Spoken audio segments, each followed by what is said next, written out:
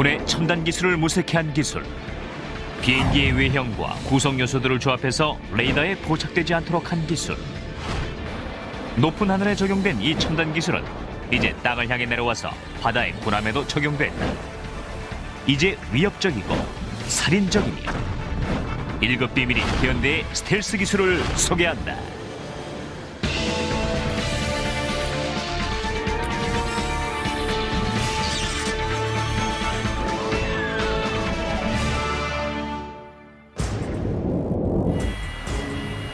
매끈한 몸매, 치명적이면서 강력한 FA-21 랩터는 스텔스 기술의 새 장을 열고 있으며 1990년대 이후 공중전의 양상을 바꾼 혁신적인 개념이 됐다. Compared to anything else that's out there, this airplane is head and shoulders above those jets. We can get to places very quickly before people would expect us, and with stealth there, they don't know that we're going to be there. 랩터가 가진 피감지성의 특징은 5가지 영역으로 나뉠 수 있다. 시각, 음향, 열, 적외선, 그리고 무엇보다도 레이더다.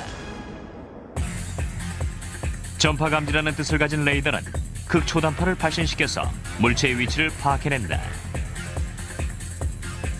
전파가 물체에 반사되어 되돌아온 시간을 측정함으로써 물체의 위치, 속도, 그리고 크기를 파악해낸다. 레이더에 감지될 확률을 줄이는 최선의 방법은 RCS, 즉 레이더에 닿는 면을 최소화할 수 있는 비행기를 만드는 것이다. RCS를 줄이는 법은 기본적으로 2가지다. 하나는 레이더가 되돌아가지 않고 굴절되도록 기체의 외관을 특수한 모양으로 만드는 것이다. 이를 위해 초기 스텔스기의 외관은 평면이었다. 최근 것은 외형이 곡면이다. 레이더 피감지율을 최소화하는 2번째 방법은 기체에 특수 재질을 입히는 것이다. 이러한 재질은 레이더 전파를 반사하는 대신 흡수하거나 가둔다. 이 레이더 흡수 재질의 구성 물질인 램은 군사 기밀이다. 스텔스 기술은 FA-22 랩터에 와서 성년기에 달했다. 록히드 마틴과 보잉, 그리고 플랫 앤 윈니의 합작으로 만들어진 이 비행기는 총 길이가 18.8m, 날개 폭이 14.4m다. 하지만 레이더에는 비둘기보다 작게 감지된다. 과거에는 이 정도가 되려면 공기역학적 기대치를 일부 포기해야 했다. 그 좋은 예가 랩터의 혁신적인 선조인 F117A기다. 그러나 FA-22는 은밀하면서도 빠르고 민첩하다. If you compare the FA-22 to a 117, you'll notice that ours is very smooth, curved shapes, and basically where that helps us is in the aerodynamic capabilities of the airplane. We are much more agile, much more capable than the F-117, which is basically a series of flat plates, which greatly affects their aerodynamic agility capability. Designing a stealth aircraft is really not rocket science. First thing we do is we take care of shaping. Once you take care of the shaping portion of it, you've done about 90% of the stealth. And in the area of shaping, what we worry about is what we call planform shaping. 플랫폼 쉐이핑이란 주요 모서리들을 일정한 각도로 평행이 되게 맞추는 기체 설계 전략이다. 레이더 전파들의 방향을 예측하고 통제하는 일명 산란 현상을 발생시키기 위한 것이다. 랩터가 기존의 비행기와 다른 또 하나의 중요한 요소는 탁월한 비행 장치와 통신 장비들이 장착되어 있다는 것이다. 랩터에는 이러한 장치들이 기체와 한 몸으로 통합되어 있다. As you look at the airplane, you notice that it's basically smooth. There are no antennas or anything sticking out of the airplane that you would see on other aircraft. And that's because we've taken all the antennas and sensors on the airplane and they're embedded in the leading edges, trailing edges in the aircraft itself. You can see right here, this large panel is actually our UHF radio antenna. There's one on the bottom here, there's one on top of the wing. If you were to look at an F-15 or F-16, you'd see a blade antenna, and that's what they're using, where ours are smooth like this. 이렇게 진보된 스텔스 기술로 랩터의 조종사들은 적에게 감지되지 않고도 적의 영공에서 치명적인 폭탄을 투하하고 무사히 되돌아올 수 있는 것이다. The reason we carry all the weapons internal is for stealth reasons. With everything internal to the airplane, you don't have an increased radar cross-section so people can't see you as well. And when it comes time to employ the weapon, the doors open quickly, the missile is released, and then the doors close back up to put us back in that stealthy configuration so people can't see us. 기체에 직선이나 이음매가 있으면 레이더를 쉽게 반사하기 때문에 무기 저장실, 이착륙 바퀴, 출입문 등 랩터에 있는 모든 문은 모서리가 톱니 모양이다. 랩터의 조종실 덮개 또한 스텔스를 위해 설계됐다. 기존의 덮개는 레이더가 통과해서 조종실 내부와 조종사를 감지할 수 있다. 이런 문제로 인해 기존의 스텔스기에서는 조종사의 시야를 최소화해야 했다. 그러나 랩터에서는 3.3m의 긴 덮개를 채용해서 조종사의 시야를 360도 확보할 수 있다. To make sure that we don't get scattering from the cockpit or from the pilot's helmet, we put specialized coatings on the canopy that provide it the conductivity so it looks just like a metal plate and energy reflects off of that rather than going into the canopy and reflecting back out. 랩터에는 스텔스 기술과 함께 슈퍼크루즈라는 진보된 추진 시스템이 있다. 중량 대비 추진력이 향상된 이 새로운 엔진을 통해 랩터는 추가적인 제연소 장치 없이 음속의 속도로 더 오랫동안 비행할 수 있다. 과거 초기의 제트 전투기는 항공모함에서의 이륙이나 음속 비행을 위해 급가속이 필요할 때 제연소 장치를 사용했다.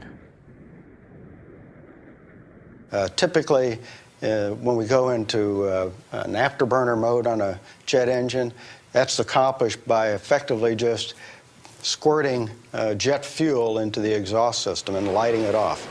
We don't need to do that to be able to go super cruise. 슈퍼크루즈를 통해 랩터는 어떤 제트기보다 빨리, 더 멀리, 더 오래 비행할 수 있다.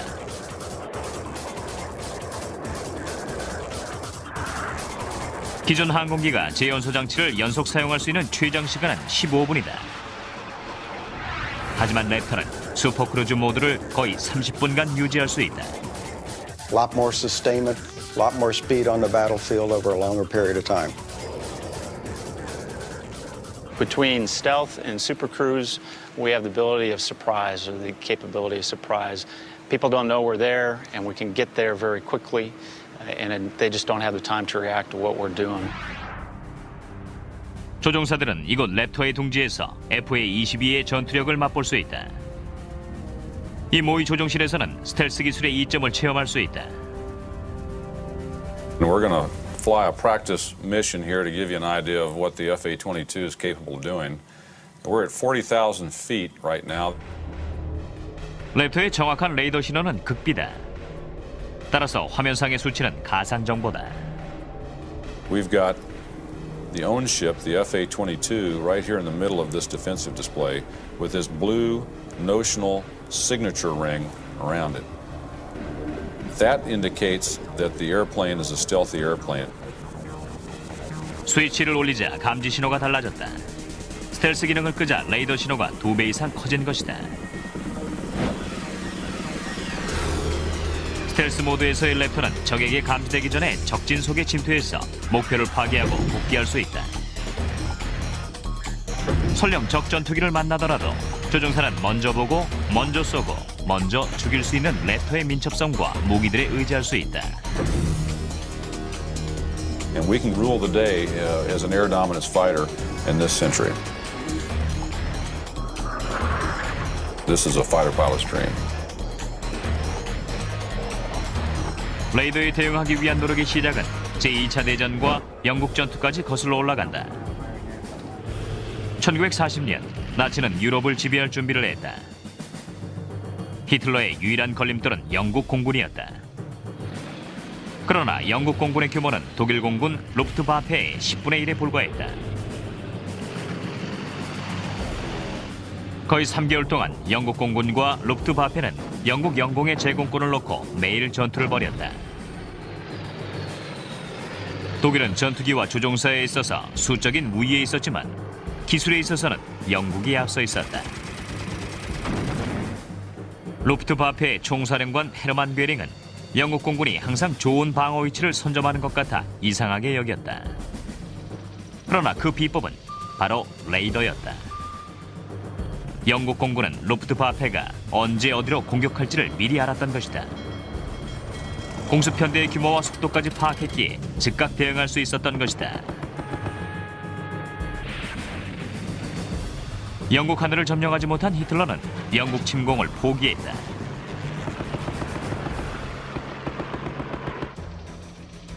(2차) 대전 이후로는 적 레이더의 감지를 피해 전투기로 공격하는 것은 거의 불가능해졌다. 1950년대 말 미국은 소련에 앞서 있던 레이더와 미사일 기술을 배웠다. U-2 정찰기가 소련 상공을 비행하면서 새로운 시대가 열렸다. The U-2 was one of the great advances in aircraft technology. It was an incredible leap in an ability to fly over an enemy's territory, fly above his ability to see you on radar, fly above his ability to employ fighters against you at a key moment in the Cold War. 그러나 1960년 5월 1일 프란시스 게리 파우스가 조종하는 U-2가 소련의 지대공 미사일에 격추됐다. 미사일에 의해 항공기가 격추된 최초의 사건이었다. 파우스는 살아남았지만 그로 인해 모스크바에서 간첩 판결을 받았다. 그렇게 U-2의 비행은 중단됐다. Two things I think really precipitated us to really go after stealth as a matter of national priority.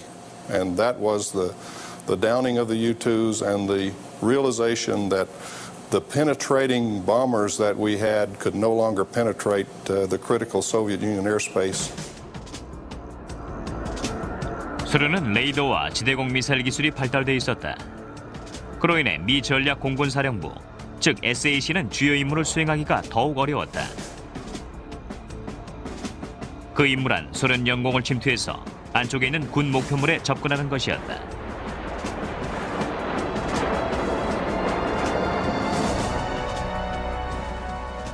미 국방부는 만약 소련이 미 공군의 공격을 더 이상 두려워하지 않고 보복하려고 한다면 핵폭탄으로 공격해올 것이라 생각했다.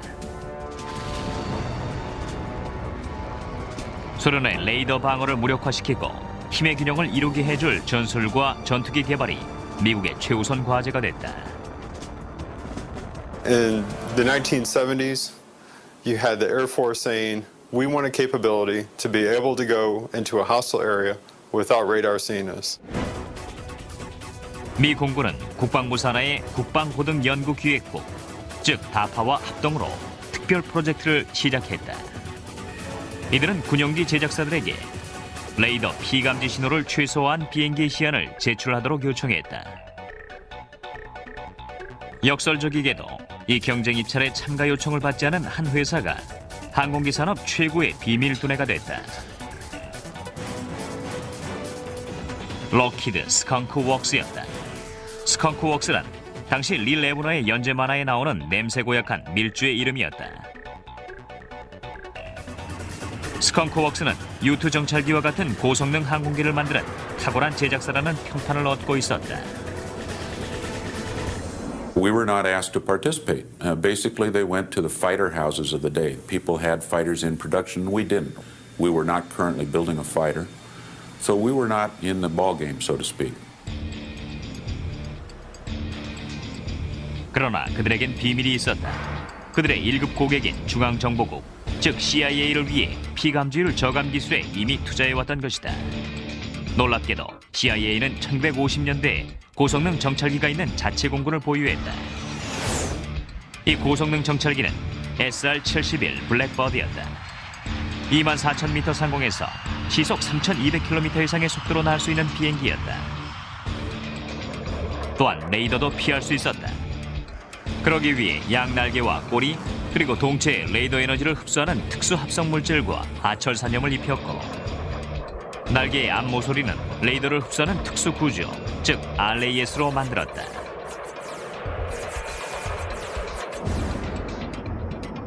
스컹크웍스에게는 블랙버드의 설계도가 CIA의 자산으로 기밀이라는 점이 문제였다. 그러나 스컹크웍스의 수장 벤 리치는 끈질긴 설득 끝에 CIA로부터 비밀 공개 승낙을 얻어냈다. 록히드는 스텔스 기술 경쟁 입찰에 참여하도록 허락을 받았다. 이제 스컹크웍스는 투명 비행기를 만들기만 하면 됐다. 다행히 그 가능성을 본 사람이 있었다.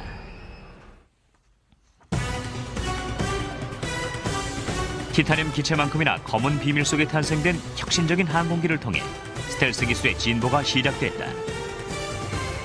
F117 라이트호크가 스텔스 기술에 미친 영향은 먼 옛날 라이트 형제의 영향력에 견줄만 했다. From a historical standpoint, people are going to look back on the F-117, and it will certainly be a milestone. And it's just amazing to me that the thing was designed over 30 years ago, and it is still, bar none, the best out there at what it does. And you need somebody to go in and provide precision munitions. There's nobody else to call, in my opinion, other than the F-117. 록히드 스컹크웍스가 개발한 F117은 실전에서 실험된 최초의 스텔스기였다. 1989년 12월 19일 나이트호크 8대가 파나마를 침공하는 일명 대의명분 작전에 참가했다. 그러나 이 전투기에 대중이 주목하게 된 작전은 1991년의 사막의 폭풍이었다. 약 1,300회의 공습 중에 총 목표물의 40%를 제거하는 데 기여했다. 수백 대에 이르는 반군의 대공포와 지대공 미사일에도 불구하고 스텔스기의 피해는 단 한 대도 없었다. 보이지 않는 대상을 공격할 수 없었던 것이다.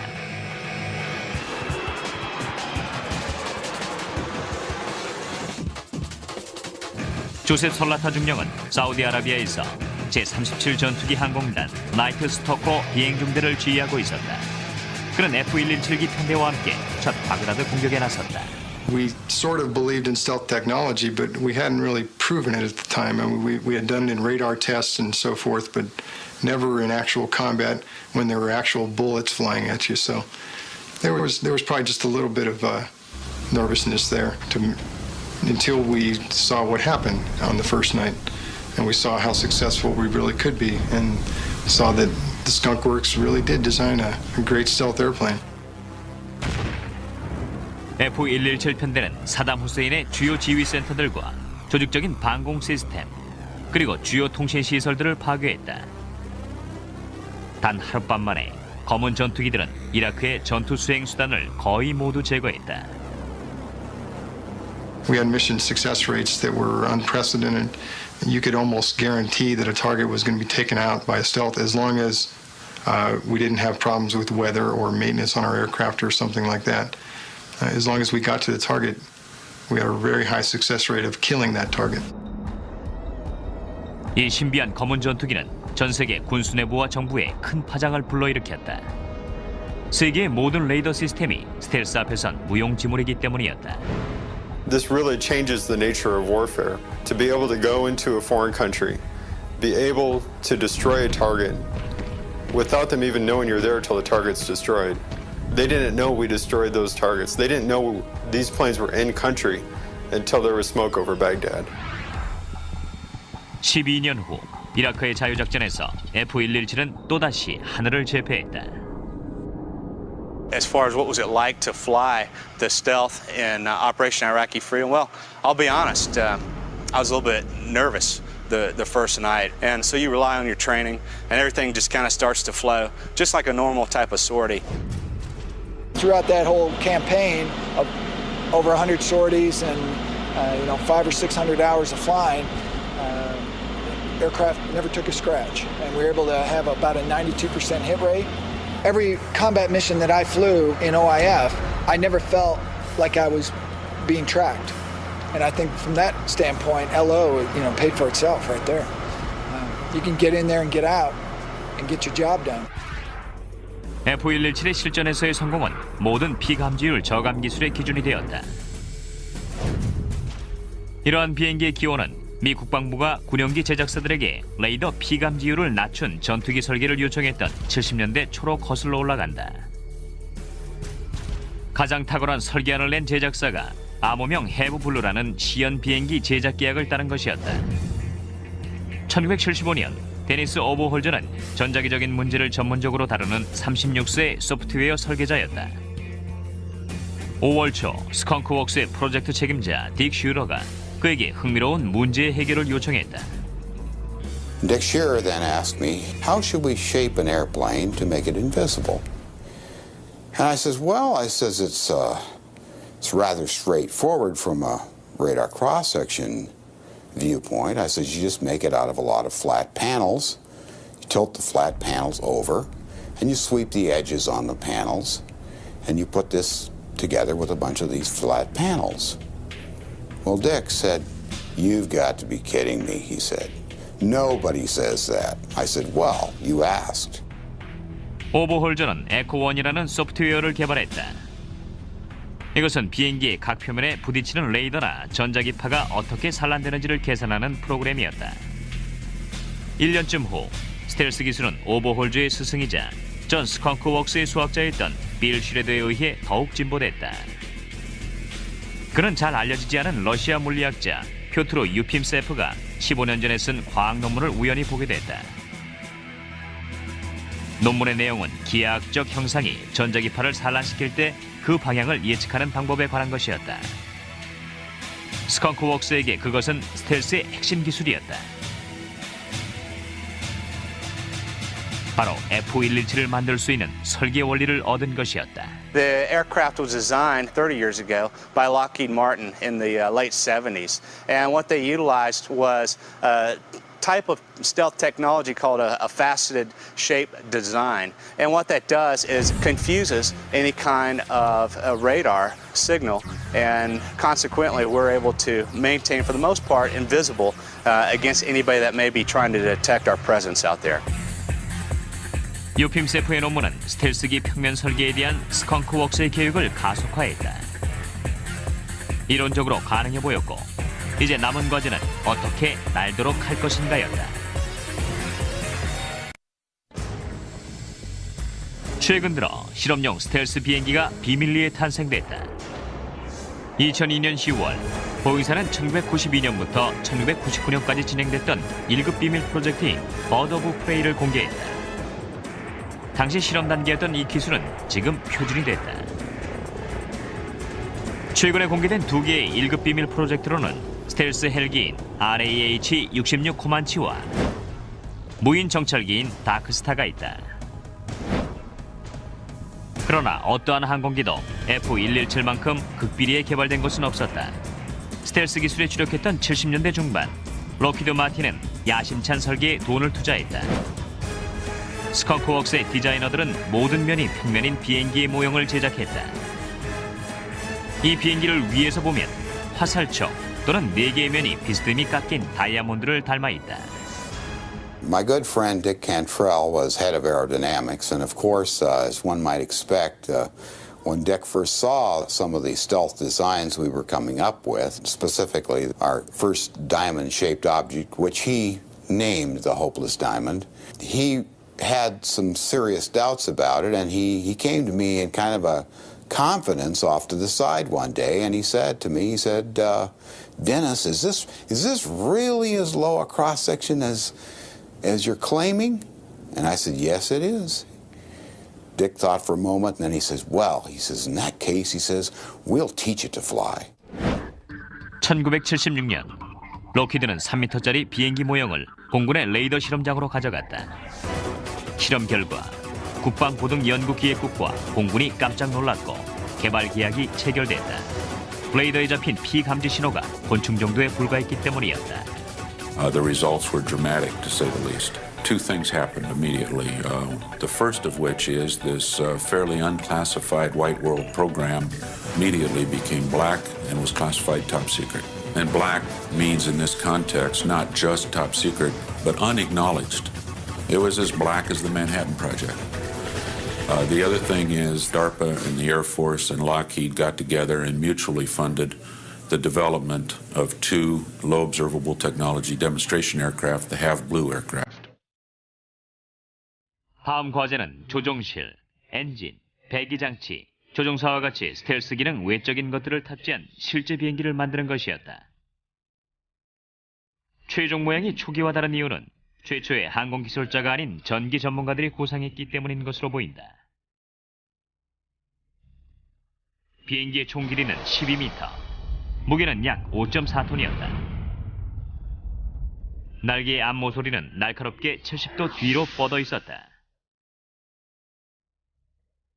1977년 11월 말 기술팀은 해브블루를 네바다 사막에 있는 비밀 활주로로 보냈다. 소련 인공위성의 감시를 피하기 위해 비행기는 밤에 내려진 후 경납고에 보관됐다.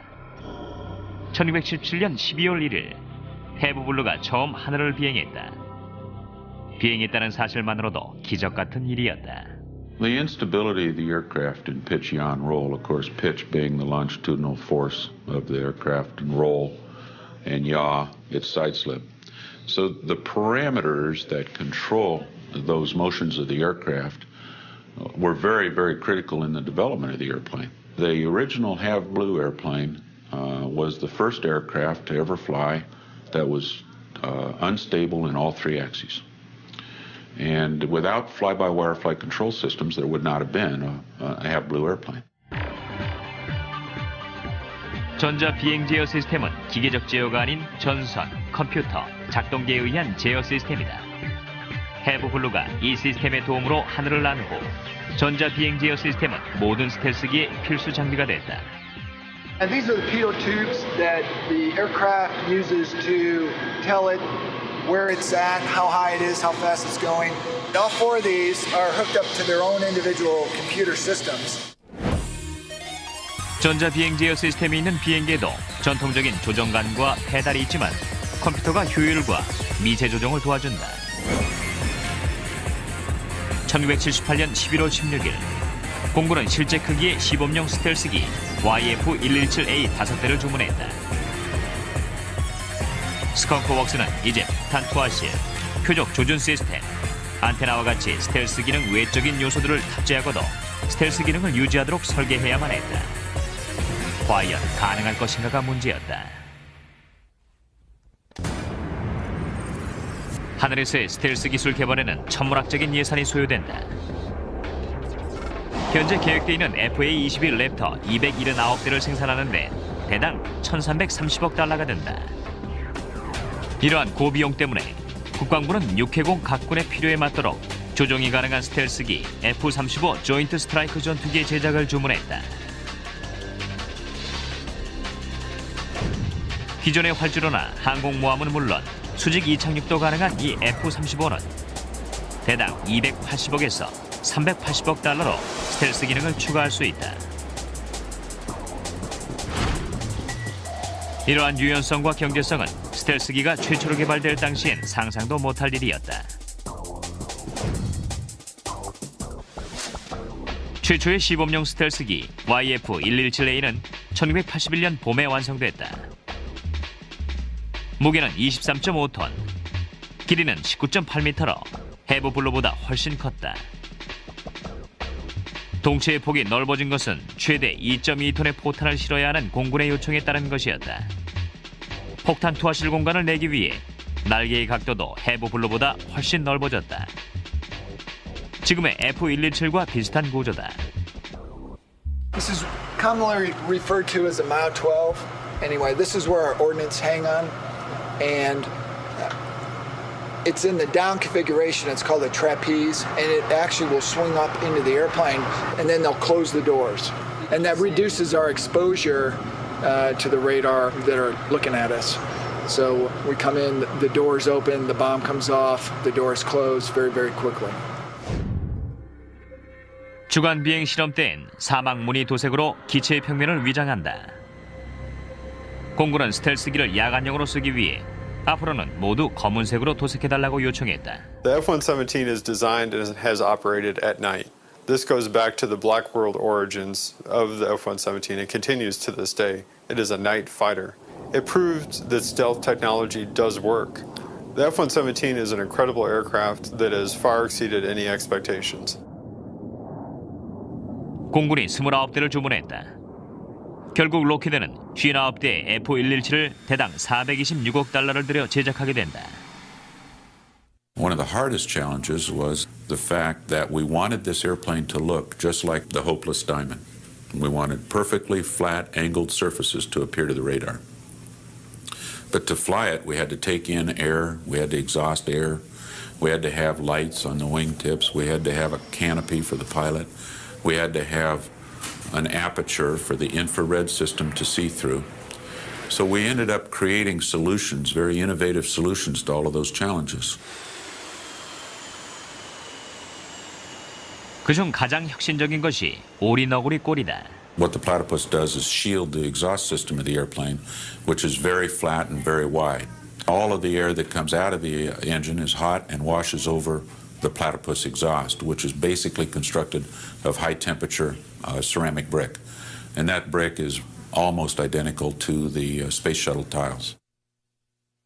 Instead of funneling all of the exhausts in a small location, what they did is they spread it out, and they utilized a special composite material on the aft end of the tailpipes, if you will. And what that does is also help to minimize the exhaust temperature. So hiding not just from the radar lookers, but also anybody that may be trying to see us from an infrared standpoint. 기체에서 나는 열을 더 줄이기 위해 기술진은 엔진 온도를 30% 정도 높게 만드는 재연소 장치를 제거했다. 1979년 10월, 공군은 네바다 사막에서 멀리 떨어진 도시 토노파 근처에 제-50 전술전투기 항공단을 구성했다. 미 공군은 밥 잭슨 대령에게 F-117을 운영할 수 있는 정예 부대를 조직할 것을 지시했다. 데니슨 R. 라슨 중장은 대위 시절에 이 비밀 프로젝트에 합류했다. 그에 대한 잭슨 대령의 면접 질문은 다른 조종사들에게도 마찬가지였다. When I walked in the door, he said, I want to hire you for a job. All I can tell you is that it's a great job. I can't tell you where you're going to live, except for it's going to be in the desert.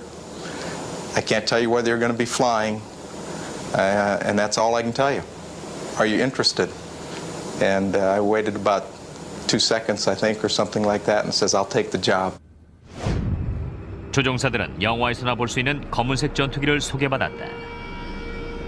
Normally we tried to show the pilots the airplane in the dark at night with the hangar doors just partially opened. Big American flag over the top of the airplane hanging from the top of the hangar. And your heart just kind of got up into your throat. 보안상의 이유로 조종사들은 초기 6년 동안 낮에는 잠을 자고 밤에만 비행해야 했다. The people who worked on that fighter when it was still in the black world referred to this as the vampire convention because they would have to rush home, get the aircraft in the hangar, and be back by sunrise. F-117A는 1988년 11월 10일에 비밀의 베일을 벗었다. 당시 국방부는 일부러 흐릿한 사진을 공개했다. 12일 후 대중은 또 다른 1급 비밀 스텔스기였던 B-2 폭격기의 모습을 처음 보게 됐다. B-2 개발의 시작은 그로부터 7년 전이었다. 1981년에 개발이 시작된 것은 장거리 비행이 가능하며 큰 짐을 싣고 적 방공 시스템을 뚫을 수 있는 비행기 제작 경쟁 입찰을 노드롭사가 따내면서부터였다. 이것이 바로 스텔스 폭격기다.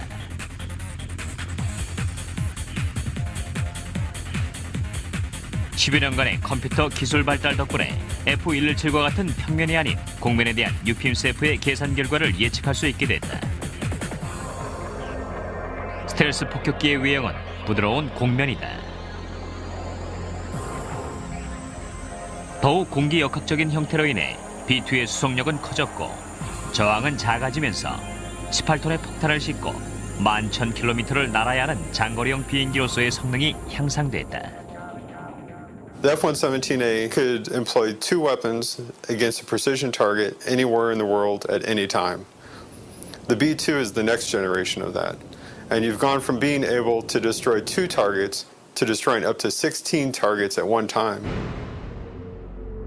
노드롭서의 설계 특징인 커다란 비행 날개는 전설적인 회사 창립자 잭 노드롭이 30년 전에 고안한 공기역학적 개념이다. 1940년대 말 노드롭은 거대한 4개 엔진을 단 폭격기 B-35와 제트 추진의 YB-49를 제작한 바 있다. 그러나 당시의 제어 시스템이 폭탄 거치대로서의 날개를 안정적으로 제어하지 못해 정부가 관심을 두지 않았다.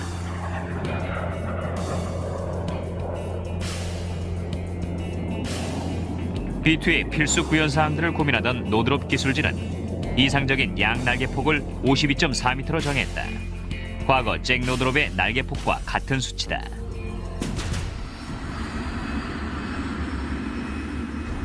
B-2에 적용된 혁신적인 소재로는 광범위하게 사용된 탄소 섬유 합성물이 있다. 알루미늄보다 가볍고 강철보다 강한 이 소재는 레이더 흡수에도 도움을 준다. 기체의 바깥쪽은 약 20m 정도가 특수 소재로 만들어져 있다. 사실상 B2에는 금속보다 탄소 섬유가 더 많다. F117과 B2 모두 최고 시속 1046km로서 마일에 약간 못 미친다. 둘 다 기관총이나 공대공 미사일 장착이 안 되는 대신 스텔스 기능으로 스스로를 지킨다. 또한 스텔스가 확고한 전력 배가 수단이 됐음을 증명한다.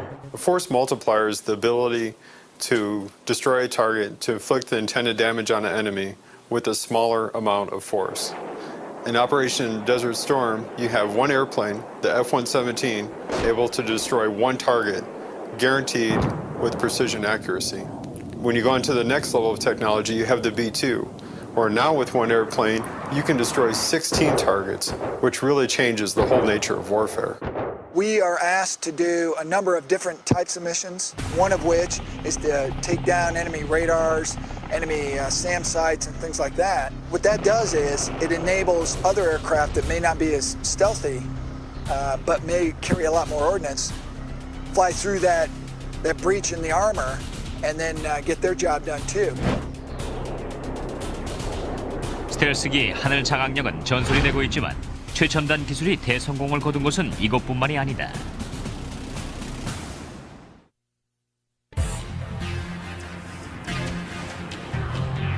F117이 여전히 급비었던 1980년대 중반, 스텔스 기능을 가진 최초의 배가 탄생됐다.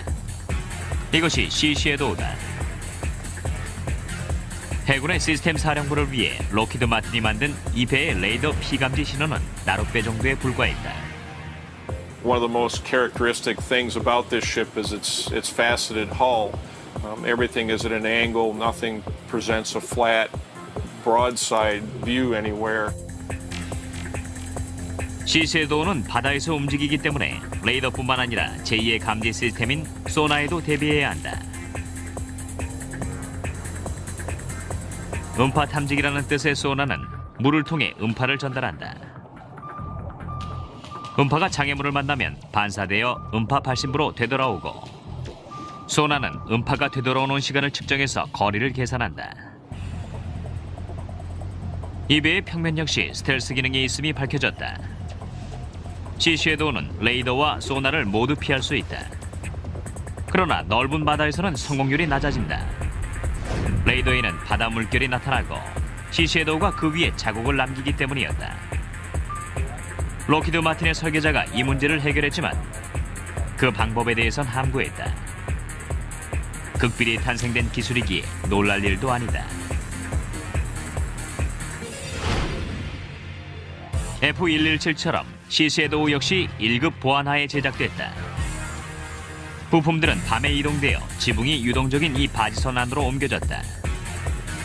1985년 해상 실험을 위해 바지선 전체가 비밀 실험장으로 이동했다.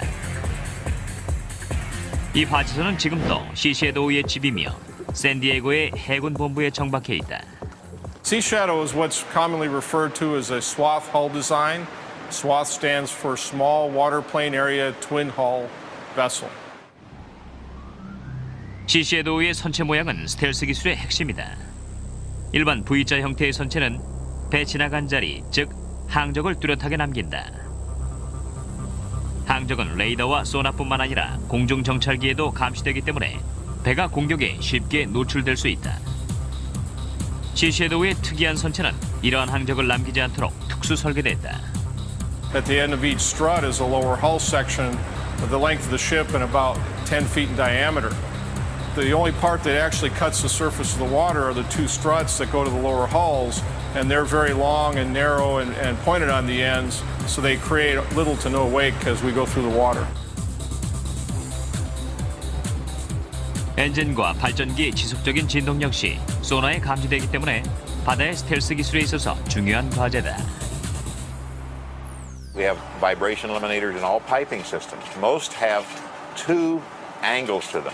You have a vertical vibration eliminator and a horizontal eliminator. We'll go around the corner and we will see another type of system that eliminates the vibration from the equipment itself. This very large engine is mounted on 4 vibration eliminators. Those are in the foundation of the unit, and they prevent the vibration and the noise from this large diesel engine from transmitting to the hull and thus into the water. Those 4 mounts are located at each corner. You can see that they're a thick substance. They're an elastomeric rubber. The bolts go through those to prevent the machinery from tilting, but yet the machinery is totally isolated from the steel hull of the ship through that cushion. 시섀도우의 모든 요소들은 스텔스 기능을 극대화하기 위한 것이다. 해체의 모서리는 톱니 모양이며 밧줄거리도 안쪽으로 넣을 수 있다. If we were in a situation where we might want to clean the deck and reduce our signature, we can dismount all the antennas from topside and stow them below. But normally when we're at sea, we don't want to operate that way. We want to be seen by other vessels and see other vessels, and we need these sensors and antennas to do that. 시섀도우의 디자인적인 요소들은 차세대 구람을 제작할 때 적용되고 있다. 이런 구람이 제작되는 것은 스텔스 기술이 바다에서 무르익고 있다는 증거다. Some of the technology that I know is carried over is its faceted hull, and you'll see that now in DDG-51 Arleigh Burke class destroyers, the LPD-17, very clean superstructures, some gentle angles to the ships. A lot of that has been derived from the testing that was done on Sea Shadow. 해상 전투에 미치는 스텔스의 파급 효과가 하늘만큼 대단할지는 두고 봐야 한다. 바다와 하늘에서 스텔스 기술은 상상을 초월한 진보를 할 수도 있다. The continual research and development of stealth technology is absolutely essential. We've almost developed a level of complacency because we've been so good for so long. We've had the best aircraft in the world, but you have to continue to work to have that. When we go to war, we don't want to go to war with somebody who has a near capability to us or even an equal capability. We want to have overwhelming power. We want to have air dominance, and stealth technology is essential to that. I think it's important that research and development, places like the Skunk Works, continue to reach out, continue to take risk, and sometimes fail. And I think the real issue today is we have become such a risk-averse society. Failure is just not accepted, that by virtue of not taking those risks, we are not going to discover the next technologies that need to be discovered to truly make our force affordable and invincible. 우린 F117의 첫 비행 후 12년 동안 볼 수 없었다. 어떤 스텔스 기술이 더 적용됐는지는 아무도 모른다.